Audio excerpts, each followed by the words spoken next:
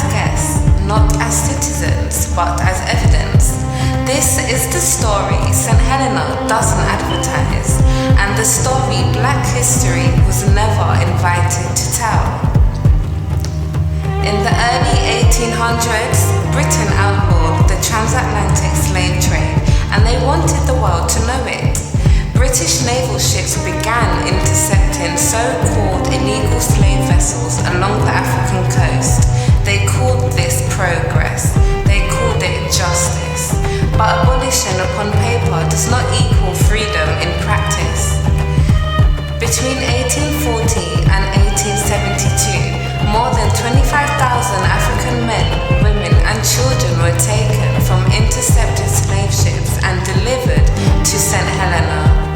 They were labeled Liberated Africans, but make no mistake, this was not rescue, this was relocation. They survived the Middle Passage, only to be transported again, traumatized, malnourished, grieving, to an island they had never heard of. When they arrived, many were already dying.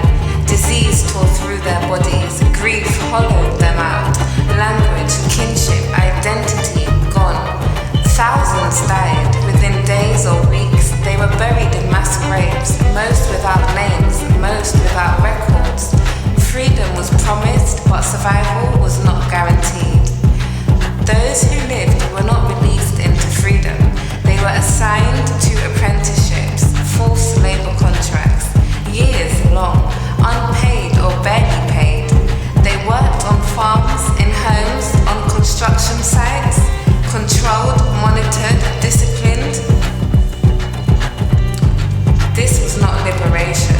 This was slavery rebranded, cleaned up for the British conscience.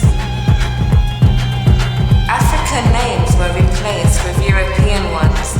Ethnic identities were misrecorded or ignored. Languages were silenced. People from Congo, Yorubaland, Angola, Mozambique collapsed into one word: African.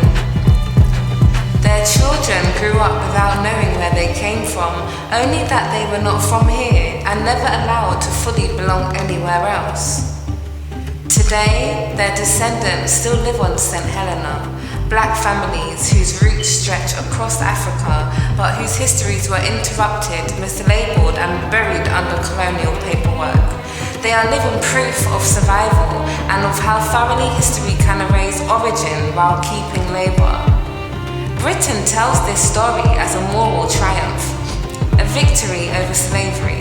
But from our point of view, this was containment, not compassion, warehousing, not welcome, control, not care. Abolition that does not restore humanity is not justice.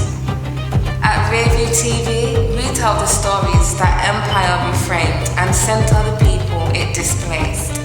The liberated who were never free deserve more than silence.